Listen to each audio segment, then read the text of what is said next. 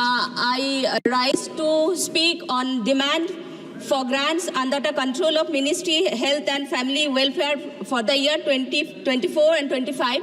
But before I speak, I would like to raise my voice on behalf of AITC that the GST should be removed from life insurance and medical insurance as early as possible. And if the finance minister is unable to do so, then we have to protest in very large scale. So, first of all, what is health?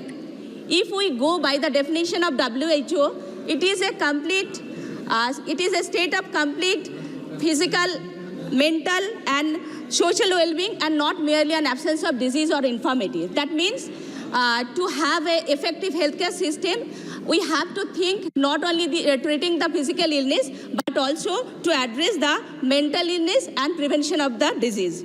Health is wealth. This is timeless truth, and it has been known since our childhood.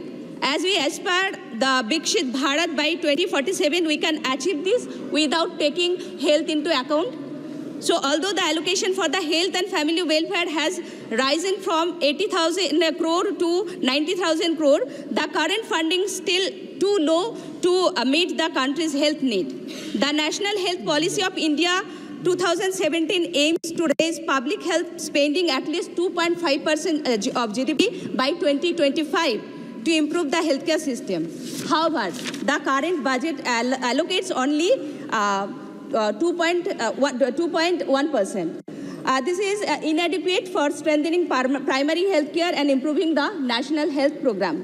There is imperative need for dedicated funding for mental health services, including the indoor and rehabilitation facilities, counseling, community-based program, as well as investment in the public awareness campaign to reduce the stigma associated with the mental disorder and to promote mental health. Throughout the India, several central government health projects are encountering significant difficulties. For allocation, the allocation for Pradhan Mantri Ayushman Bharat Health Infrastructure Mission has decreased from 4,200 crore to 3,200 crore. That is 1,100 crores has been decreased. In this context, on behalf of people of West Bengal, including those in my constituency, I would like to express my heartfelt thanks to Srimati Mamata Bandyopadhyay, our Chief Minister, for introducing the benevolent Swasthya Sathi scheme back in 2016, much before than the Pradhan Mantri introduced the scheme, that is the Ayushman Bharat in 2018. The Swasthya Sathi scheme provides benefits up to 5 lakh per family per year to the all resident of West Bengal, regardless of caste and socio-economic status. Coming to the Pradhan Mantri Swasthya Suraksha Yojana, there is gross dip in the allocation from 3,365 crore to 2,200 crore. The primary aim of the project is establishing and upgrading new AIIMS and district hospital. But if you see the condition of AIIMS, it will be horrible, because if you want to increase the number of AIIMS, you have to maintain the standard comparable to the AIIMS New Delhi. New Delhi, we know that it is our pride, but we have to think, if I use the name AIIMS, we have to maintain minimum standard. It is struggling, the Kalyani AIIMS is struggling with several issues like incomplete infrastructure, equipment shortage, and construction delay. And the absence of over 100 qualified doctors is critically affecting both the medical education and the patient care.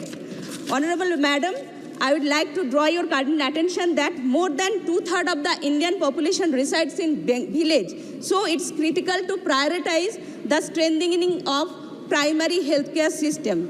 Here, we should establish a few model primary health centers for that additional specialized service, such as to care, the optometric care, diabetic care, basic cardiological screening, geriatric care, and psychological counseling.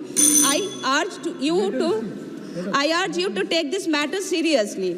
And training for ASHA, Anganwadi worker, and community health officer is crucial, because the disease screening is vital in any program. The success of telemedicine largely depend upon the CHO, and the ASHA Anganwadi worker are overburdened and they are poorly paid. Government should increase their remuneration. I have to say so many things, but you are not permitting. The better support for common people and middle class family, it would be beneficial to include more essential drug under the DPCO than only reducing the cost of anti-cancer drug, 3 drugs that is not used very frequently, rarely used, and it is so costly that after even exemption, it will not will be reachable to the poor people. So protecting doctor from violence is urgent priority. You should consider this.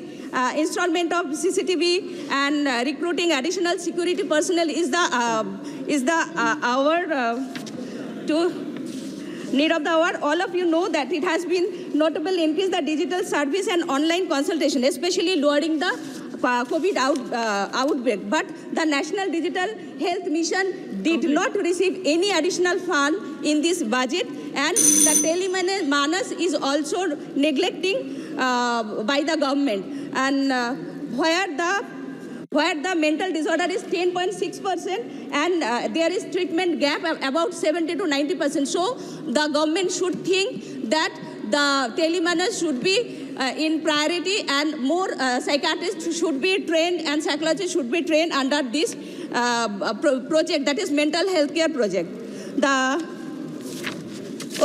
So many things, the National Immunization Program, National AIDS Control Program, all are suffering, and you should think in that way. मैं आपसी माध्यम से माननीय मंत्री जो है, our health minister and finance minister, उनको बोलना चाहती हूँ कि जो गरीब है, जो गांव में रहते हैं, जिसके मतलब जो ट्रीटमेंट ठीक ठाक से नहीं पा रहे, उसके लिए थोड़ा कृपया कीजिए, थोड़ा फंड बढ़ाइए, एंड सिर्फ ये जो आपका जो स्कीम है, डिमांड है, ये सिर्फ एम्स जैसा न्यू दिल्ली और एम्स और निम्हांस के लिए नहीं है. आप थोड़ा गरीब को लिए भी सोचिए. Thank you ma'am. माननीय सदस्य doctor Rani Shri Kumar ji.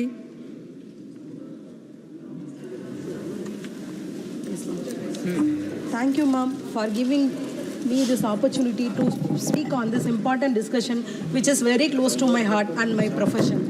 I am a woman and